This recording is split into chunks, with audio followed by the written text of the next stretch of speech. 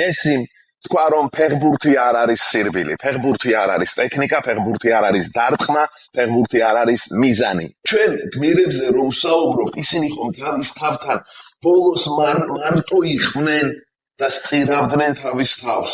ირაკლი ტაბლიაშვილი როგორ უნდა დაამარცხოს?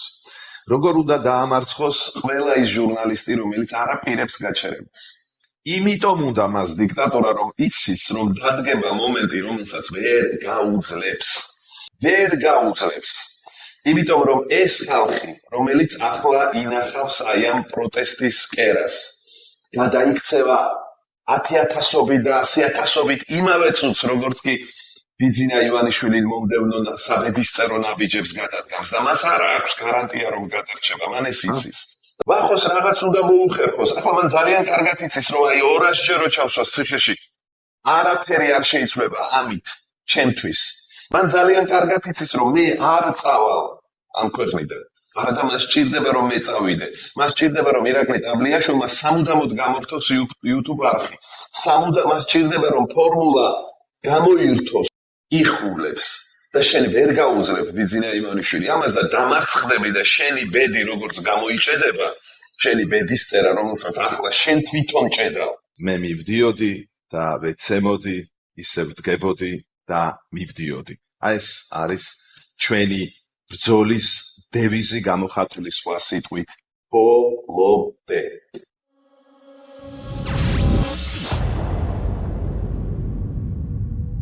გულახდილად გეტყვით, მე არ ვიცი კონკრეტულად რა თემაზე, რა საკითხზე უნდა ვისაუბროთ ჩემს კოლეგასთან და მეგობართან, დღევანდელ ჩემს სტუმართან ვახოს ანაიასთან. მას განსაკუთრებით ბოლო პერიოდში ბევრი ინტერვიუ აქვს მიცემული ჩემივე კოლეგებისთვის. და ბევრ თემას შეეხო, აი რაღაც თავის ცხოვრებას, თავის ბავშვობას, წარსულს, მედიას, პოლიტიკას, წინააღმდეგობას, ვინიცის და სპორტს, ფეხბურთს, რომელიც ძალიან უყვარს და ასე შემდეგ. არ ვიცი, ერთი რომელიმე კონკრეტული თემისთვის ვახო ფართო თვალსაწიერის კაცი, მე მენანება, მაგრამ მეორე მხრივ, აბა როგორ არ უნდა გაჩერდე რომელიმე ერთ საკითხზე. მე ხა ყველაფერზე ვილაპარაკებ და არაფერზე ლაპარაკი არ გავამივა. უფრო სწორად არაფერზე არ ვილაპარაკებ და ყველაფერზე ლაპარაკი გავამივა. ასეთი გამოვა ჩვენი ინტერვიუ. ვახოს ანაია, მოკლედ, ჩემი სტუმარი, მე შემეძლო ცხადია მისთვის მეკითხა გიორგიზე, მის ძმაზე, მის ოჯახზე, მის ბავშვობაზე, პოლიტიკაზე რაღაც. არა, მე დავიწყე ცოტა უცნაური კითხვით, აი ერთგან ვცადე, ერთ რესპონდენტთან ვცადე, როგორც სხვა პიროვნებები დაუსახელე. ვახო, მესი თუ მარადონა და რატომ მესი? მე პასუხი დაახლოებით ვიცი, მაგრამ რატომ მესი და მე უკვე აი აქედან მესიდან შევხვიოთ. აბა გისმენთ, რატომ მესი? ირაკლი, გამარჯობა, ძალიან მიხარია რომ შენთან ვარ სტუმრად და აქვე გეტყვი რომ ძალიან მიხარია ის, აი ჩვენ ვისაუბრეთ რამდენიმე დღის წინ რომ შენი ეს წამოწება, შენი მედია სოციალურ ქსელებში ძალიან პოპულარულია და ეს ნახვების მიხედვით არ ვამბობ მხოლოდ რაც თავისთავად სულ იზრდება და კომენტარების მიხედვით, არამედ არის ძალიან საინტერესო ფორმატი. ერთი არის ხო აი ტელევიზიაში ფორმატი და მეორე არის ეს ფორმატი, რაც იქ რაღაცა ჩარჩოები კი არა მაქვს მაინც და მაინც, მაგრამ იქ რაღაცა ცოტა კლასიკო და მოუკლასიკო და აქ შემიძლია ჟარგონიც წარმოვთქვა, ჟარგონითაც მივმართოს საზოგადოებას კი რაღაც სიტყვა იყოს ამგვარი წინადადებაში და ეს სულ არ მაკომპლექსებს. აი ეხლა იცი რა არის, აღარ მინდა მაგ თემაზე ლაპარაკი, უცებ შემიძლია გითხრა. მადლობა რომ ქათინაუს იქ ამას ვერ გეტყვი, იქ რაღაცა ჩარჩოებში რომ ჩავდე. ამიტომ ეს უფრო უკაცრავად ეხლა მე ვასება, უფრო მომწონს გულახდილად არანაკლებ მომწონს, კაი ესე ვიტყვი. ხო. მესმის ხო იქ არის თავისი წესები აქვს და ძალიან ხდება ის არის რომ იქაც და აქაც შეგიძლია მაყურებელთან კომუნიკაცია სხვადასხვა ფორმით და ძალიან მიხარია შენთან რო ვარ, ზოგადად ძალიან მიხარია ყოველთვის. შენთან საუბარი ძალიან საინტერესოა, დიდი მადლობა შესავალში. ცოტა უხერხულადაც კი ვიგზენი თავი, მაგრამ მე და შენ ვიცით რომ ჩვენი საუბარი ძალიან გვიყვარს, როგორც მინიმუმ მე და შენ, ესე იგი არ მოვიწყეთ ჩვენი საუბრით და ახლა რა შეეხება შეკითხვას, რა საკვირველია მესი? იცი შენ ეს პასუხი, მაგრამ აი რაც შეეხება განმარტებას, ასე ვთქვათ, ახსნას ჩემი მხრიდან, სიამოვნებით ვიტყვი ამ ჩემს ამ ახსნა განმარტებას ამ საკითხზე და რატომ ვახობ ამ ახსნა განმარტებას, იმიტომ რომ ძალიან გრძნობიარე საკითხია ბევრისთვის, ხო? პელე, მარადონა, მესი, ძალიან გრძნობიარეა იქიდან გამომდინარე, რომ ყველა თაობას თავისი სენტიმენტური დამოკიდებულება აქვს ამ საკითხის მიმართ და რა თქმა უნდა, მე არასდროს ვთვლობ, რომ ვინმეს გადარწმუნება დავისახო მიზნად. ეს არც არის საჭირო, უბრალოდ ყველას თავისი არგუმენტი აქვს, თავისი გემოვნება აქვს, ბოლოს და ბოლოს ვიღაცამ ამ სამი ფეხბურთელის მიღმაც შეიძლება გითხრას, რომ აი ის მოსწონს და ეს გემოვნების საკითხიც არის და არიან სპორტსმენები, რომელთაც შეიძლება ძალიან მოკლე კარიერა ჰქონდეთ, მაგრამ ისეთი შთაბეჭდილება დატოვეს მაყურებელზე, რომ აი ეგ მომწონს. ხო, ვიღაცამ შეიძლება თქვას, რომ დევიდ ბეკჰემი უყვარს და სიყვარული კიდევ ისეთი რამეა, რომ იქ სადავო არაფერია, ხო, ადამიანის ეს ვერტიკალურია და ბრუნვადი.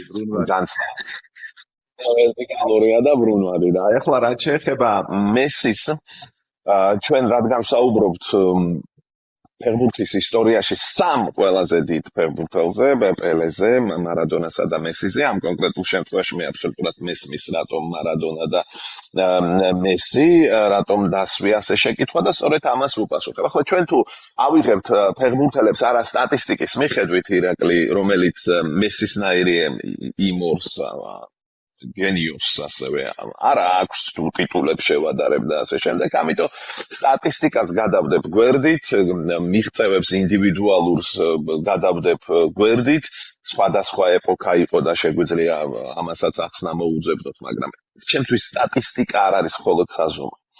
ჩემთვის საზომი ყოველთვის, აი, როდესაც მე მესის პირველი თამაში ვნახე და შემდეგ ვადევნებდი თვალყურს, როდესაც წარუშთელს შთაბეჭდილებას ახდენდა ჩემთან, მას შემდეგ ვამბობ, რომ ეს პირველია. ბევრი არაფერი ქონდა მოგებული, მაშინ ვამბობდი, რომ ეს პირველია და ეს მთელი ჩემი, ესე იგი, ბავშვობა, ესე იგი 2000-იანი წლების შუა პერიოდიდან მოყოლებული ვიდრე დღემდე, ეს ჩემი შეხედულება არ შეცვლა. ვიტყვი, თავარ არგუმენტს, აი 2022 წლამდე ჩვენ კიდევ შეგვეძლო 2022 წელსაც ჩვენ კიდევ შეგვეძლო გვესაუბრა, მარადონა უფრო დიდია თუ მესი უფრო დიდია. იმან მსოფლიო მოიგო, ამანაც მოიგო მსოფლიო, ხო? მაგრამ თავარ საზომს ვიტყვი და ეს თავარი საზომი არის 2026 წელი.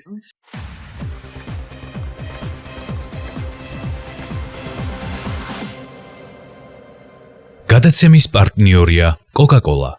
ეს არის მესის თავარი ჩემპიონატი, რომელიც ვერ მოიგო ფინალი, ასე ვთქვათ, მაგრამ ეს არის ყველაფრის საზომი. მე ვფიქრობ, რომ მესიმ 2026 წელს დახურა ფეხბურთი, რომლის ათვლის წერტილი ახლა შეგვიძლია მე-19 საუკუნის ბოლოდანაც დავიწყოთ და მე-20 საუკუნის დასაწყისიდანაც, მაგრამ მოდი ავიღოთ მაინც 1930 წელი. სოფლიო ჩემპიონატების ეს ძალიან პირობითი და საკამათოა, მაგრამ მოდი მაინც აი 1930 წელი ვთქვათ. თითქმის 100 წლის თავზე მე არ ვიცი ის ითამაშებს თუ არა საიუბილეო ჩემპიონატზე, რომელიც 6 ქვეყანაში ჩატარდება, მაგრამ თითქმის 100 წლის თავზე 2026 წელს მან დახურა ფეხბურთის დიდი თავი, მოდი, აი ცოტა თავშეკავებულად ვიტყვი, რომ მინდოდა მეთქვა, რომ თავი და ახალი ეპოქა უნდა დაიწყოს 26-დან 26-დან და ახალი სხვა მესი უნდა დაიბადოს, რო ხცა იქნება მაშინ? უნდა დაიბადოს ის, ვინც ფეხბურთის დასასრულს და ამასთანავე დასაწყისეს ერთდროულად არის ჩემი აზრით, უნდა აჯობოს მესის სიმაღლეს უნდა მიაღწიოს ეს ერთი, რაც გონია შეუძლებელი და უნდა გადააჭარბოს შემდეგ მან და დაიწყოს ასევე ახალი. ანუ ფეხბურთი არსებობდა 2026 წლამდე ისეთი როგორიც ჩვენ ვიცით და 2026 წლის შემდეგ არის ახალი ფეხბურთი და აი რას გულისხმობ, ეს არის ძალიან მნიშვნელოვანი. ჩვენ ვუყურებთ მარადონას, ვუყურებთ პელეს, ვუყურებთ სხვებს, რომლებიც ძალიან მაგრები არიან ფიზიკურად, აქვთ უზადო ტექნიკა, აქვთ ყველაფერი იმისთვის, რომ ჩვენ მათ უწოდოთ გენიოსები და ეს ნამდვილად ასია. მაგრამ მესიმ 2026 წელს თქვა, რომ ამ ყველაფრის გარეშე შეუძლია ითამაშოს ფეხბურთი. მან გააშიშლა ფეხბურთი და თქვა, რომ მას არ ჭირდება სირბილი. მას ტექნიკა სჭირდება კონკრეტულ მომენტში. ის ზუსტ პასებს იქამდეც იძლეოდა. რა განსხვავებაა ახლა ყოფილ მესისა და ახლანდელ მესის? ის ზუსტ პასებს მანამდეც გადასცემდა თავის თანაგუნდელებს. ის ატყუებდა იქამდეც, ჰქონდა სისწრაფე საოცარი. ახლა მესიმ თქვა, რომ ფეხბურთი არ არის სირბილი, ფეხბურთი არ არის ტექნიკა, ფეხბურთი არ არის დარტყმა, ფეხბურთი არ არის მიზანი. ეს საჭიროა, მაგრამ მე შემიძლია ვითამაშო აი ამ სირბილის გარეშე და მე საათობით მაქვს ნანახი 2026 წლის, ასევე ინტერ მაიამიში, მაგრამ ძირითადად ახლა მსოფლიო ჩემპიონატის და მის წინა პერიოდში მესი VIP კამერით, რომელიც მხოლოდ მესის უღებს. და მესი დარბის მაშინ როცა მას ესჭირდა, მესი მიცის როდის მიუაბურთი, მესი მიცის სად დადგეს, სხვებმა უნდა ირბინონ და მესისთვის ბურთი მოიპოვონ. მე ერთ სოციალურ ქსელში დავდე, ერთ დიდებულ მომენტს, მე მგონია რომ ეს საერთოდ ფეხბურთის მშვენებაა, როდესაც ეგვიპტესთან მესამე გოლის დროს, მინდა რომ ჩვენმა აუდიტორიამ, ვისაც არ აქვს ეს ნანახი, ნახოს ეს მომენტი, მესამე გოლის ეპიზოდი, როდესაც არგენტინელი თავის საჯარიმოსთან მოიპოვებს ბურთს და ამ არგენტინელების, ამ ფეხბურთელების თავარი ინსტინქტი არის, რომ მესი მოძებნონ. მესის მისცენ პასი და მერე მან იცის, რასაც გააკეთებს. და რას აკეთებს მესი ამ ეპიზოდში? მესი ამ ეპიზოდში ბურთთან არანაირი კავშირში არ არის. მესიმ გაიშვირა ხელი მარჯვნივ, ისე რომ არც გაუხედავს იქით. და გაიშვირა იმიტომ, რომ მე არ მომცე გადაცემა, არ მომაწოდო პასი მე ლაუტაროს მარჯვენა ფლანგზე. და მესის ეს გაშლილი ხელი, ამას მე ძეგლს დავუდგამდი საერთოდ. აი ეს გაშლილი ხელი, როდესაც მისი თანაგუნდელი იაზრებს, რომ მესი მუთხრა მე არ გადმომაწოდო ბურთი იქით ამჯერად და ეს დაგვირგვინდა გოლით. ანუ მესი დაინახა რა უნდა მომხდარიყო, დაინახა ის, რომელსაც ვერც ერთი ფეხბურთელი ვერ ხედავდა მოედანზე. ის არის ფეხბურთელი, რომელიც ხედავს იმას, რასაც ვერ ხედავს სხვა. ხშირად ვამბობ ხოლმე, რომ ან ეს არ არის ფეხბურთელი, ან ყველა დანარჩენი გენიოსი იქნება თუ საშუალო დონის. კარგია ძალიან, სწორს ამბობ. მესი ძეგლდასადგმელი კაცია, აი ძეგლდასადგმელი სპორტსმენები ჩვენ მარადონას დაუდგეს ძეგლი, ჯორდანს დაუდგეს ასე მაგალითად ძეგლი. მესი მე გეთანხმები რომ ძეგლდასადგმელი კაცია. შეიძლება თუ არა ითქვას პატენების შემოგიცურო ახლა, ხო? შეიძლება თუ არა ითქვას რომ მესი არის ინდივიდუალისტი, მარადონას ინდივიდუალისტი იყო. პელეც ინდივიდუალისტი, სხვებიც გასო დიდი ფეხბურთელები. და ეხლა უკვე ნახე ცოტა ჩავთავ ჩვენს ყოფას, ჩვენ თანამედროვეობას, ჩვენს ქვეყანას. ჩვენ გვჭირდება ფართო გაგებით პოლიტიკაში, საზოგადოებრივ პოლიტიკურ სივრცეში, ინდივიდუალისტები თუ მიხელსი, მიხელსი როგორც მწვრთნელი, გვარდიოლა როგორც მწვრთნელი, კრუიფი როგორც მწვრთნელი, ამისი ფეოლა როგორც სისტემის შემქმნელები. იქნება და ჩვენ გვჭირდება ინდივიდუალისტი იმგვარი, როგორც ჩვენ ყოლია ჩვენი დამოუკიდებლობის მოპოვების დღიდან და გარიჟრაჟზე იმ გვარები ერთსაც არ დავასახელებ, რომელიც იღებს ამ ტვირთს, იქნებ, აი ესე ვიტყვი, იქნებ აყვანში ის ხმა წევს, აი ამოყვანილი აკვლიდან თუ ბაზალეთის თმიდან, რომელიც იქნება ლიდერი. მესი ლიდერია. ხო, თავისი გუნდისა ლიდერია, თან 20 წელიწადია, კარი 22-ში გაიმარჯვა, ორჯერ დამარცხდა, მაგრამ ან ნახლა იყო დახურა ფეხბურთი, ეს შენ რო წამოკვე, ხო? დახურა ფეხბურთი, თავი კი არა, ტომი დახურა, აი 100 წლოვანი ტომი დახურა. ალბათ კი 2 ტომეულიდან, 3 ტომეულიდან, ხო? უდაოთ ეპოქა. ჩვენ ვინ გვჭირდება? მესი ინდივიდუალისტი? გამომდინარე იქიდან, აი რადგან გადმოვდივართ უკვე ძალიან ოსტატურად ჩემი აზრით აი ჩვენს ყოფაში, გამომდინარე იქიდან, რომ ძალიან სანატრელია ეს ამბავი, მაგრამ რთულია რომ ჩვენ პოლიტიკა იქნება თუ საზოგადოებრივ ცხოვრებაში მივიღოთ მესი ისეთი როგორიც ის მოედანზეა, მივიღოთ ჩვენს ასე ვთქვათ საზოგადოებრივ პოლიტიკურ მოედანზე, ეს ძალიან რთულია, ბოდიში ყველასთან, მაგრამ ეს ასე არ არის ძალიან ჩვენი რეალობით ამ ყველაფრისგან. მაგრამ ჩვენ შეგვიძლია გადმოვიღოთ მესისგან რაღაც თვისებები, რომელიც ბუნებრივად ქონდა და აქვს მას, მაგრამ რომელიც ასევე გამოიმუშავა, რომელსაც ასევე მიხვდა როგორ უნდა აკეთოს. მაგალითად, მესი არის ნიმუში იმის, როდის უნდა იყო აქტიური და როდის უნდა დაელოდო. როდის როგორ დახარჯო შენი ძალები. როდის უნდა აჩქარო. როგორი იყო სტრატეგიაში, ტაქტიკაში. როდის უნდა აჩქარდე, როდის უნდა დაელოდო, როდის უნდა შეარჩიო სწორი პოზიცია. ფეხბურთი ისევე როგორც ფეხბურთი თავარი რაც აქ მესიმ გააკეთა არის ის რომ მესი მაჩვენა რომ ეს დაამტკიცა თუ კი ვინმეს არ ჯეროდა მათთვისაც რომ უზარმაზარი მოვლენაა თავისთავად არის როგორ თქვა ფილოსოფია არის ცხოვრება მოედანზე რომელიც ასახავს ყველაფერს რაც კაცობრიობა შეუქმნია იქ პოეზიაცაა პროზაცაა ყველაფერია ფეხბურთი ამიტომ არ არის სპორტის სახეობა ეს უბრაზდები როდესაც ამბობენ რომ სპორტის არ არის სპორტის სახეობა ისევე როგორც მაგალითად პოლიტიკაზე ზოგი ვერ ჩამოყალიბდა რა არის ეს პროფესია მეგობრებო ეს არის ფილოსოფია პოლიტიკა და ფეხბურთი ძალიან გავს ერთმანეთს ცხოვრება ორივე და აქ ჩვენ ეს უნდა გამოვიყენოთ, ხო? აი, როდის ველოდებით, როგორ გავთვალოთ მოვა თუ არა ბურთი ჩვენამდე. როგორ გავთვალოთ ის, ვინც მესის დაშს უკრავს და რასაც მე-12 მოთამაშეს ეძახიან და პოლიტიკა და სინამდვილეში ხანდახან ის პირველი მოთამაშეა მაყურებელი. და პოლიტიკაში კი ნამდვილად პირველი მოთამაშე არის ამომრჩეველი. ჩვენ როგორ გავაკეთოთ რომ ეს კავშირი შევქმნათ. როდესაც ის მოედანზეა ერთი მთლიანობაა სტადიონი და ყველაზე მაგარი მას სჭირდება მოწინააღმდეგეც. მესი არის მესი მაშინ როდესაც მოწინააღმდეგე 11 კაცით ეთამაშება და ის სჭირდება. ხშირ შემთხვევაში ის სჭირდება. ხშირ შემთხვევაში სჭირდება როდესაც ბევრი დაესევა, იმიტომ რომ იქ უფრო იყენებს თავის შესაძლებლობას. ერთი ერთზე საერთოდ აღარ ვამბობ როგორც მოურინიომ თქვა თუ ერთი ერთზე დარჩა მესი შენთვის შენთან შემკვდარი ხარ უბრალოდ.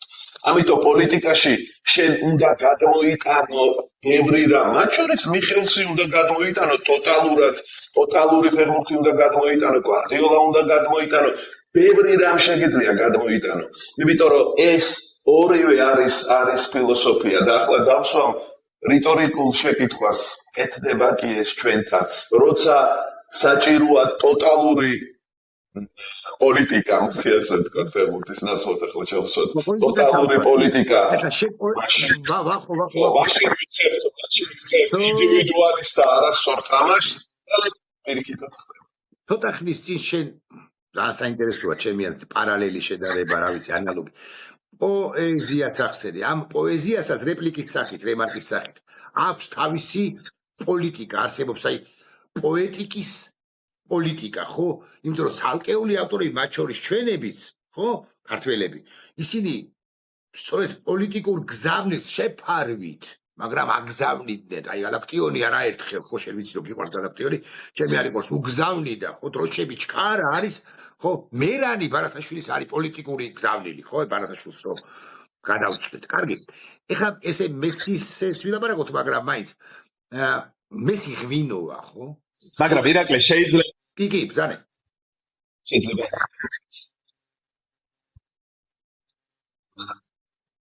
რადგან ინდივიდუალიზმზე ვსაუბრობთ და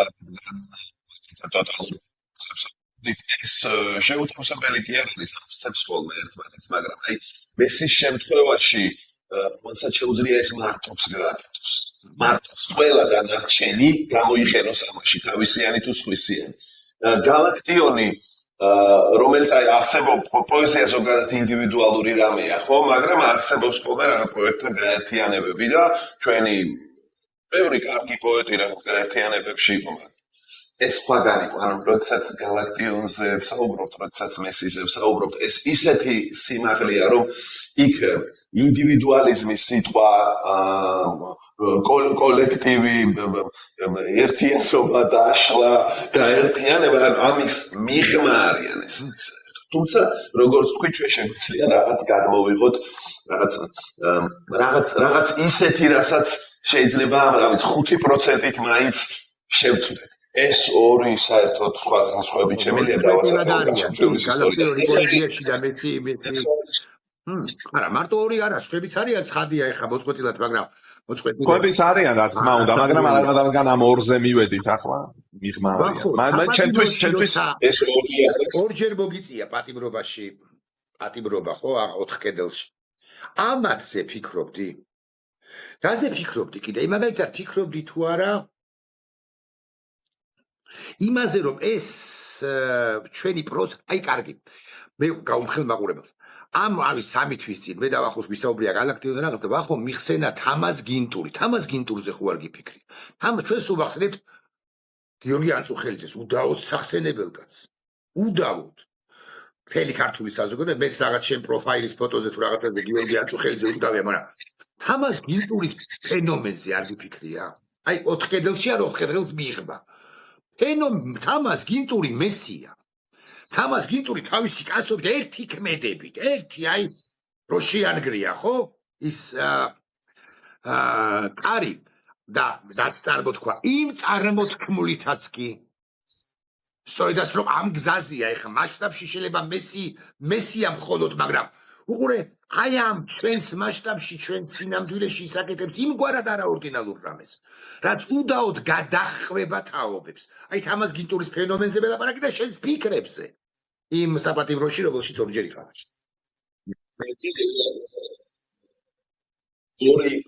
ორი კვირა შეიძლება და მაშინ კიდე ერთი კვირა ეს ბევრი არ არის მაგრამ საინტერესო არის იმ თვალსაზრისით რომ შენ აი საიდან მიდიხარ იმ საოცარ ადამიანებთან რომელიც ახლა შენ დაასახელე ხო თამაზ გინტური იქნება გიორგი ანწუხელიძე სხვები რომლებიც თავს სწირავდნენ ამ ქვეყანას და საოცარ ესე იგი თავის პიროვნულ თავგანწირვას აჩვენებდნენ. როდესაც და ამ ადამიანებამდე მიდიხარ შენს თავზე ფიქრით. იწყებ შენს თავზე ფიქრს და უსვამ კიდევ ერთხელ ყოველჯერ შეკითხვას შენ აი ახლა ამ საგანში რო ხარ და ეს როგორი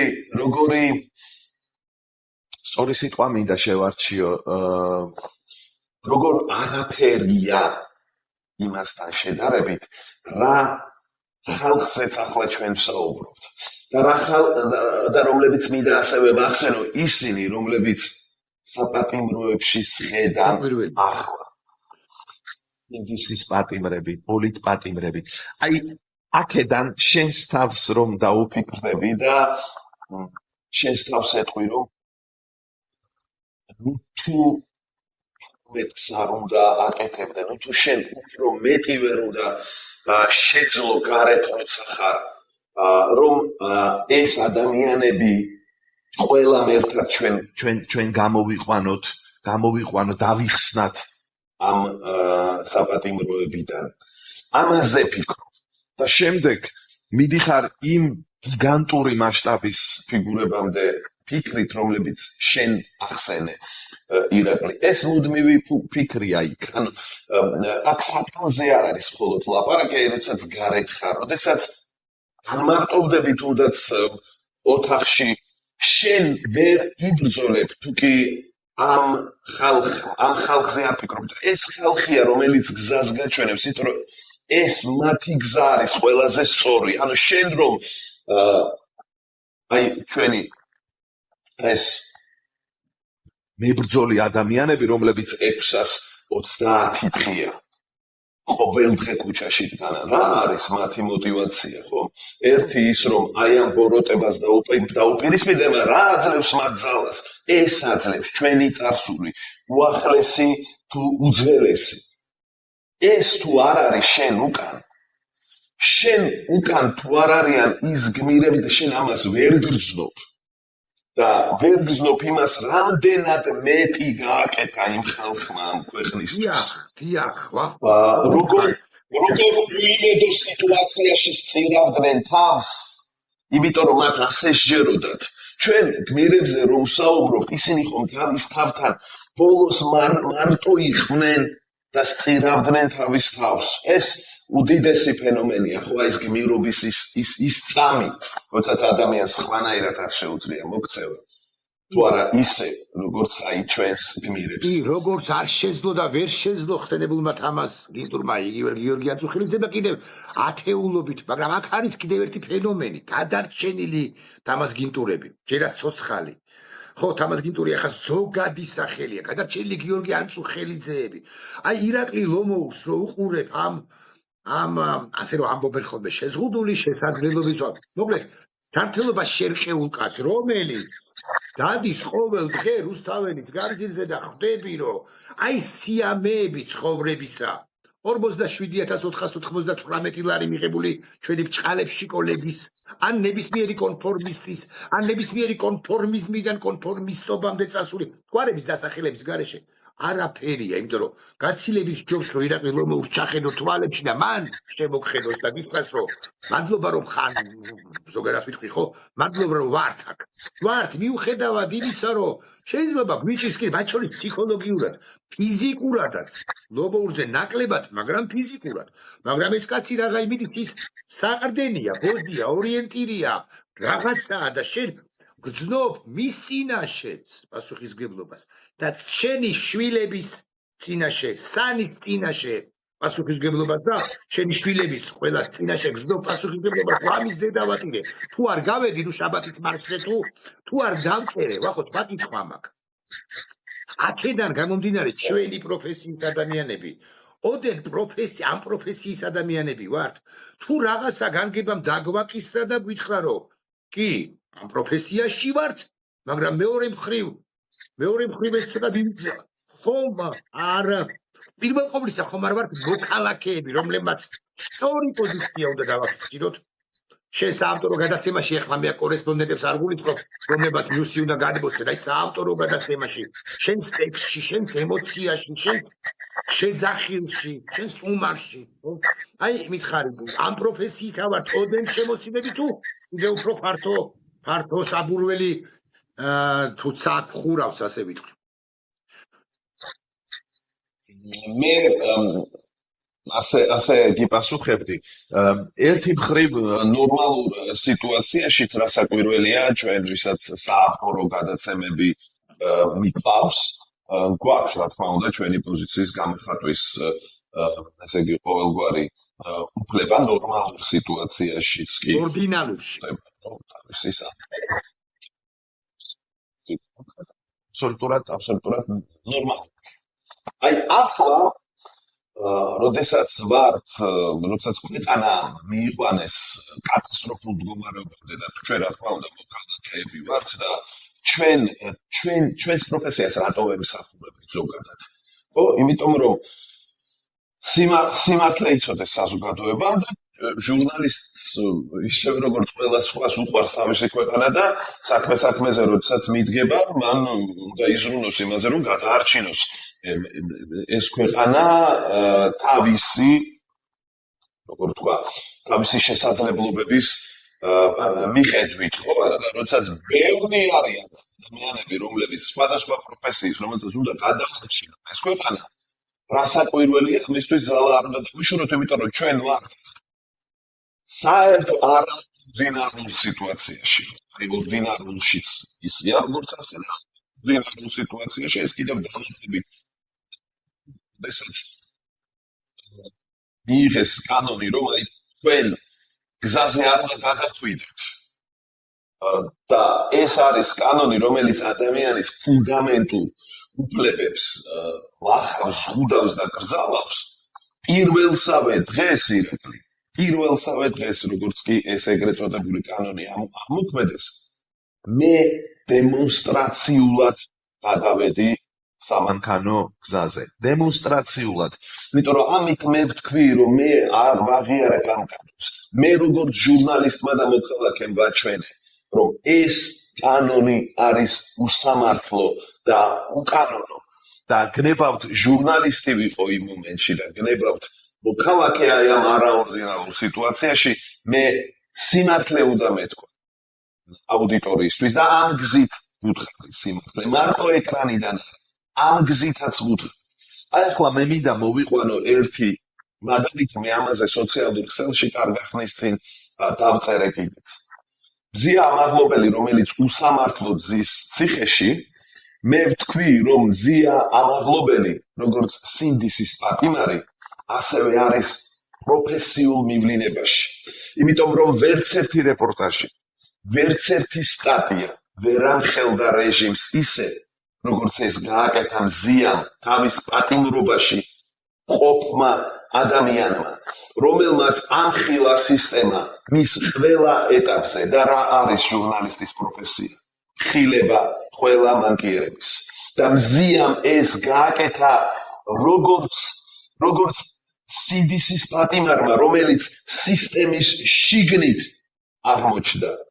ამიტომ მზია არის ყველაზე დიდი ჟურნალისტი დღეს, რომელმაც მასალა შექმნა, რომელიც მივლინებაშია ციხეში რეალურად, მივლინებაში იყო მაშინ, როდესაც სასამართლოზე არ ჯდებოდა და ამით ამბობდა, რომ აი ეს არის, ასეთია ეს სასამართლო და მე არ დავჯდები, რომელიც დაყავდათ აქეთ-იქით შორ გზაზე, რომლის ჯანმრთელობა ჩვენ ვიცით, რომ ჯანმრთელობის პრობლემები აქვს, რომლის მხედველობას აქვს პრობლემები. ანუ მზიამ, როგორ თქვა, მოამზადა ისეთი რეპორტაჟი, რომელიც არ მოუმზადებია არავის და ეს მოამზადა სისტემის შიგნიდან. და ამას დავსვათ ახლა შეკითხვა. როგორი ჟურნალისტია მზია? მზია არის ყველაზე მაგარი ჟურნალისტი და ყველაზე მაგარი მოქალაქე. იმიტომ რომ თავის პოზიციასაც გამოხატავს და ეს პოზიცია დაფუძნებულია აი ამ რეპორტაჟზე, რომელიც მან მოამზადა. და იმაზე რაც რატო უნდა ვახცენოთ საერთოდ? მაგრამ დგებუაზისათვის სილის მირტყმაც ხელწაღმა თუ ხელუგურმა ეს დგებუაზისადმი ეს იყო სისტემის მხილების, ეს იყო სისტემისათვის და ამ ჭაობ ხელისუფლებად წოდებულისათვის სისტემის ხელისუფლებისათვის ხელუგურმა არტყმა და ეს იყო, ხო, ეს არის სიმბოლური აქტი. იგივე რაღა იმზია ვახცენეთ, ჩვენ შეგვიძლია ვახცენოთ ქალები პირველ ყოვლისა და არა მხოლოდ ხო, იგივე ელენე ხოშტარიას ხვები და სხვები, რომლებიც უდაოდ ჩემს პატივისცემას იმსახურებენ, ჯანმრთელობას შერყეულებს, ყოველთვის ამ ხელისუფლებას ყოველთვის შეუძლია მათი მოთაფლა, მათი არა, პატიმრის მოთაფლა. ხვალ რო შესთავაზონ ელენე ხოშტარიას, ან მზია ამაღლობელს, ან ვახოსანაიას და გავბედავდა ამ მარაკაში გაყვან საკუთარ თავსაც და გითხრათ, რომ აი, ახლა თქვენ პირობიდან რაღაც ამდენი თანხა ღირსების ეს იქნება ჩვენთვის შეურაცხყოფელი. ან როგორ გაბედესო, ან როგორ გვაკადრესო, ან როგორ დაუშვესო, რომ ამ რაღაცა ნუ პირობიდან დაბიშოლობა რაღაც ახალს დავასახელებ. აი ამით ჩვენი მოთაფლა თუ მიკედლება სადეცო. და რასაკვირველია ახლა, არა ეს იქნება შეურაცხყოფელი, მაგრამ მაინც ხო დამთავრდა ინტერვიუ ჩვენი ამტკიცე მე ეს ინტერვიუ და მომიტევებ აიბედი პერფორმანსისთვის და შენს ტელეფონზე გაისმა ზარი და არის ბიძინა და გეუბნება ეხა პერფორმანსის შემოგთავაზო. აბა ერთი შემხვდი შენ შემხვდი და კამერების გარეშე შეხვედრას გთავაზობს. რას შვები? რას პასუხობ პროფესორათა იქვე რას პასუხობ? რას შვები გასაგებია რომ არ ხვდები, მაგრამ რას პასუხობ იქვე? იცი რა არის? არ შეიძლება ხო?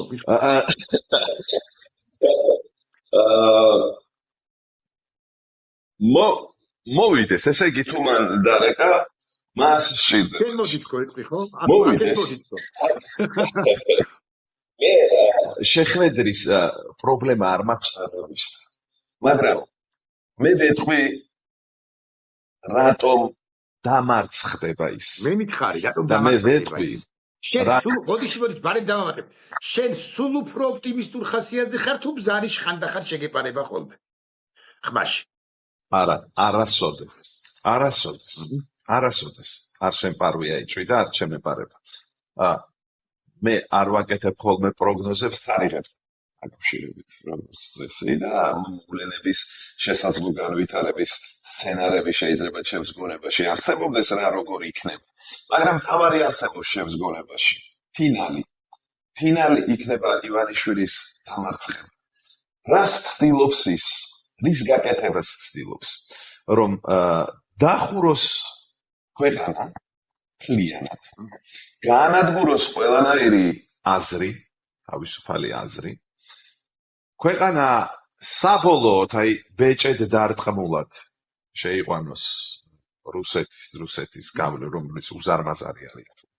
რუსეთის გავლენა, რუსები მართავენ ამ ქვეყანას, მაგრამ ვიდრე ჩვენ ვიბრძვით, მას არ აქვს არანაირი შანსი და გეტყვი რატომ.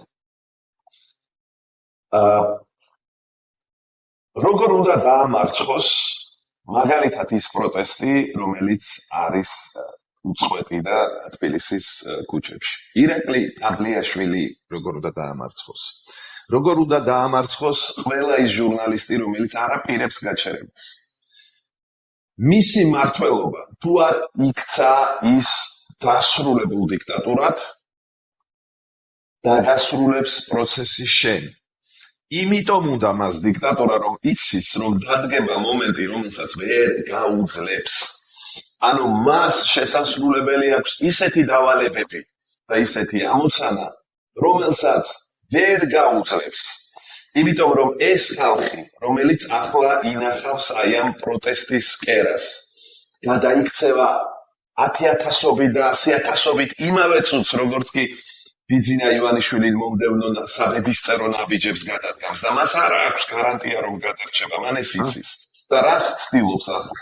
რომ დაიჭიროს ვიღაც ჩასვას ციხეში, იმისთვის რომ დანარჩენებს დაანახოს, რომ შენ არ გაბედო პროტესტი. ჩვენ ახლა ის ებრძვის კერებს ებრძვის, ხო, რომ ეს ერთიანად იფეთქებს, მან ეს იცის და იქ დამარცხდება.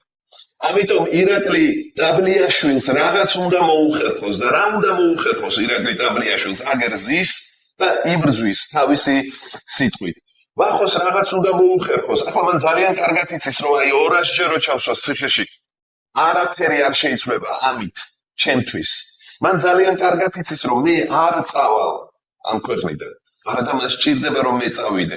მას სჭირდება რომ ირაკლი ტაბლიაშვილმა სამუდამოდ გამორთოს YouTube არხი. მას სჭირდება რომ ფორმულა გამოირთოს და ყველაფერს აკეთებს ამისთვის, ხო? მას სჭირდება რომ ტელეპირველი გამოირთოს. მას სჭირდება სადაც არსებობს რაიმე სივრცე, ყველაფერი დაიხუროს. იმიტომ რომ იცის რომ ეს სივრცე იხუვლებს და ის ვერ გადაიტანს ამას. სცადა ის, რაც სცადა 2024 წლის არჩევნებზე და მიიღო 600 დღიანი და მეტ დღიანი პროტესტი. და რას ამბობდა ის, რომ მოდი ახლა მე ამათ ვცემ და შევლენ სახლებში. მოდი მე ახლა ამათ ესე იგი დავწამლავ და შევლენ სახლებში და აღარ გამოვლენ არასოდეს. აი, მოვა ახალი წელი და ამას მხოლოდ ქართული ოცნება არ ამბობდა. ფრთიანი ფრაზები ჰქონდათ ვიღაცებს. აქეთ ფლანგს რომ მიაკუთვნებენ თავის თავს, რომ თურმე ქართველი ჩაყოფს საცივში თავს და აღარ გამოვა და სამშობლოს დაივიწყებს და ესე იგი რუსეთი გახდება და ამას შეეგუება, იმიტომ რომ საცივში ჩაყოფს თავს და მე მინდა ერთ ცოტა ვრცელი პასუხი გამომდის ირაკლი, მაგრამ შემიძლია ეს არ თქვა, რადგან მკითხე რატომ დამარცხდება ბიძინა. ქართველი არის ადამიანი, ქართველში მე ვგულისხმობ ამ ქვეყანაში ცხოვრობს, ხო, ანუ ჩვენს მოქალაქეს. არის ადამიანი, რომელიც მტერს და ამ შემთხვევაში ბიძინა ივანიშვილს და რუსეთს, ასე ვთქვათ, არ ჩააშხამებინებს ახალწელს. ხო, ანუ ჩვენ ამაზე გვისაუბრია. მაცივსა გეჭამს. ამას იცით სად გააკეთებს. იქ სადაც შენ არ გინდა რომ იდგეს რუსთაველზე, ჩვენ ახალი წელი, ყველაზე ლამაზი ახალი წელი ჩემს ცხოვრებაში. მქონდა რუსთაველზე, რომელსაც უთხრა ამათ ძინას და დანარჩენებს, რომ შენ მე ახალ წელს ვერ ჩამიშხამებ, მაგრამ შენ მე ვერ ჩამაყოფინებ საცივში თავს, რომ მე იქიდან ვერ ამოყო. აჰა, რაც მაქვს საჭმელი. მე ამას და სასმელი, მე ამას მოვიტან რუსთაველზე. ვიზეიმებ, დავლოცავ ჩემს პატიმრებს ციხეში. ვიმხიარულებ კიდეც, ვიმღერებ კიდეც და ეს იქნება ზეიმიც და პროტესტიც ერთდროულად. და შენ მე ვერ გამტეხ, მე შენ გაჩვენებ საცივში ჩამყოფ თუ არა თავს და მე იქიდან ვერ ამოვიღებ თუ არა იმ თავს. 630 დღეა დღეს, როდესაც მე ვდგავარ ქუჩაში. გეუბნება ეს მოქალაქე და შენ მე ვერ დამამარცხებ. და იცით რატომ არის ეს უწყვეტი პროტესტი მნიშვნელოვანი? რაც წაღან თქვენ. იხულებს და შენ ვერ გაუძლებ ბიძინა ივანიშვილი ამას და დამარცხდები და შენი ბედი როგორც გამოიჭედება, შენი ბედის წერა რომელსაც ახლა შენ თვითონ ჭედრავ. ეს უკვე შენს თავს დააბრალე, რა და როგორი ფორმით იქნება. და ეს არის თავარი რის გამოც ვერ და რატომ და სინდისის პატიმრების შობლებს დასცინიან. ყველას დასცინიან თავისი ჭკუით, მაგრამ ჩვენ ხედავთ ამ დაცინვის უკან რა შიში იმალება ირაკლი. ამაზე ბიძინა ივანიშვილი, რომელიც ერთ თეთრს არ დახარჯავს, თუ იქ რაღაც მისთვის მნიშვნელოვანი არ ხდება, მილიონებს ხარჯავს აი ამ უნიჭო ხალხს. მილიონებს აძლევს საერთო ჩამში თუ ავიღებთ ამ პროპაგანდის მანქანას. იმისთვის რომ ეს აკეთო. ერთ თეთრს არ დახარჯავთ და ეს მისთვის პრობლემა რომ არ იყოს, ხო? და მისთვის უზარმაზარი პრობლემაა ეს, რომ ცდილობს ხალხის გაშავებას, მაგრამ ვერ გააშავებს, იმიტომ რომ ეს ხალხი, რომელიც იმძვის სხვა კატეგორიებით აზროვნებს და ბიძინა ივანიშვილს ეს კატეგორიები არ არის, ეს წააგებს ამ ბრძოლას. ბანი რამდენი წლის არის? 6-ის, ხო? 6-ის. ლილეც ახლა გახდება ნოემბერში 6. როცა იხუტებ ხოლმე. ბიძინა ივანიშვილზე არ უნდა დაელაპარაკო ცხადია. მაგრამ ამ ქვეყანაზე ხო ესაუბრებ, მე როცა ვიხუტებ ლილეს ამ ქვეყანაზე ვესაუბრები იმ დონეზე და იმ მასშტაბში და იმ სიტყვებით, რა სიტყვების გაგებაც, რა ემოციის გაგებაც მას 6 წლის ბავშვს შეუძლია. ეს ჩემი ესეთი რეპლიკაა. ეხლა ერთ რამეს ვიტყვი და ამით დავამთავრებ, რომ მე დავიწყებ და შენ გააგრძელე და ამით დავამთავროთ ინტერვიუ, იმიტომ რომ მაყურებელი როგორც წესი არ უყურებს 45 წუთიანზე მეც და ეხლა 40 წუთია გამოგვივიდა და თან საინტერესო რესპონდენტი ხარ და თან უნდა დაგიბევო ასე მაგალითად 2 კვირის თავზე რომ იქნება და კარგი ინტერვიუ, მეორე კარგი ინტერვიუ გამოგვივიდეს.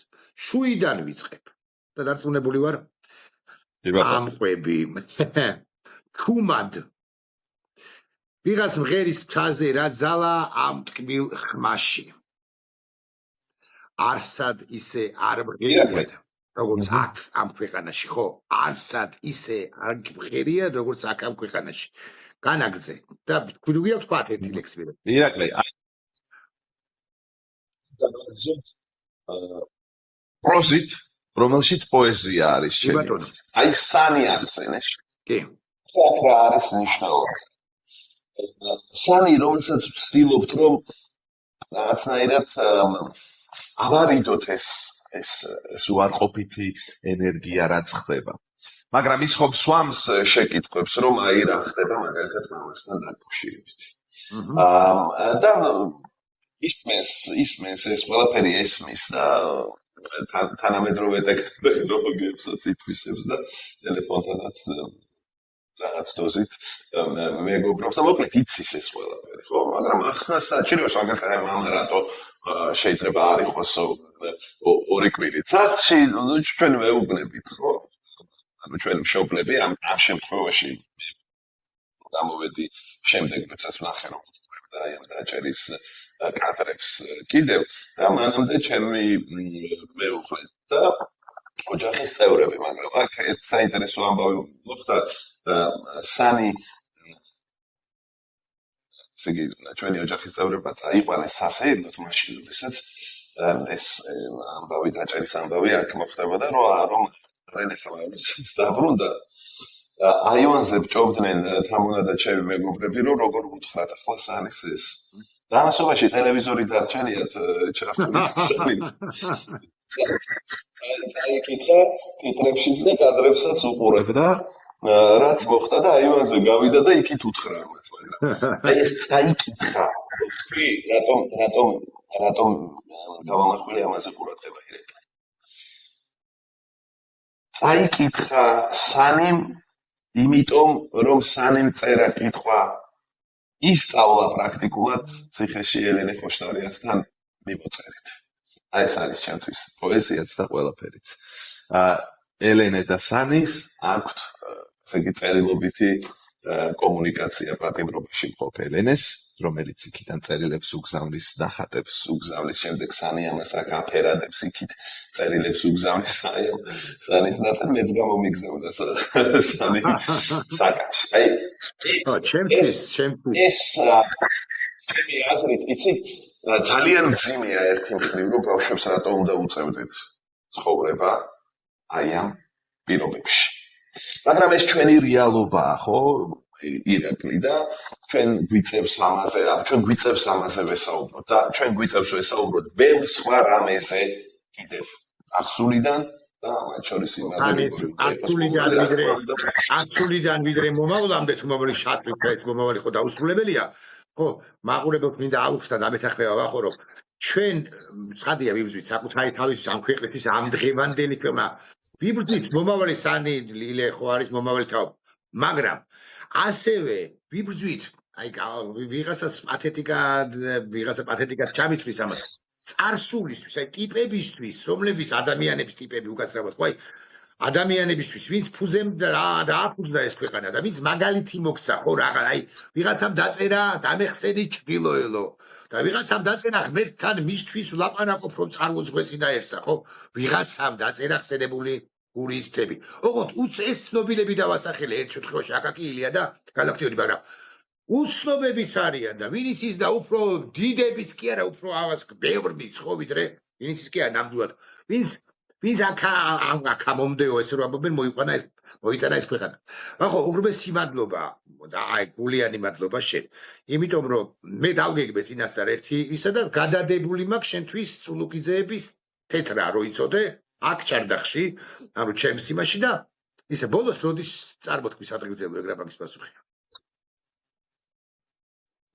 ბოლოს პატრიგზელო 3 დღის წინ თქვი არა 4 დღის წინ წავთქვი სამეგრელოში ჩემო ირაკლი და შენი სამეგრელოც პავლიე ხო რო ეს ამიდოლა გამხელა მაგიტომ არ მეკითხავს სხვათა შორის იქ არიან სხვებიც ვინც დალოცენ ასევე ღირსეული გავედავდა ვიტყვი ხო რომლებიც საჯაროეს კიდეს და მე არ გამისაჯაროებია მაგრამ მე გეუბნები რომ ყველას გავიმარჯოს ვინც ამ ქვეყნისთვის ვარ იოტისოდე და თან უფრო მასშტაბურად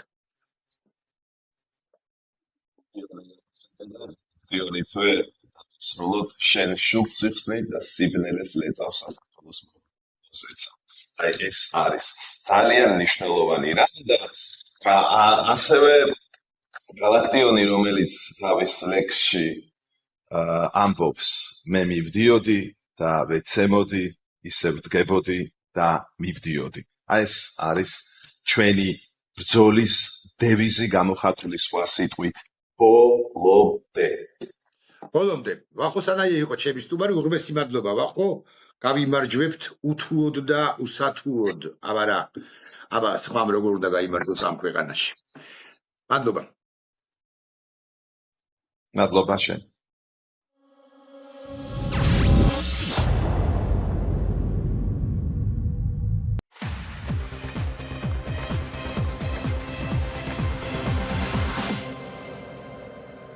გადაცემის პარტნიორია კოკა-კოლა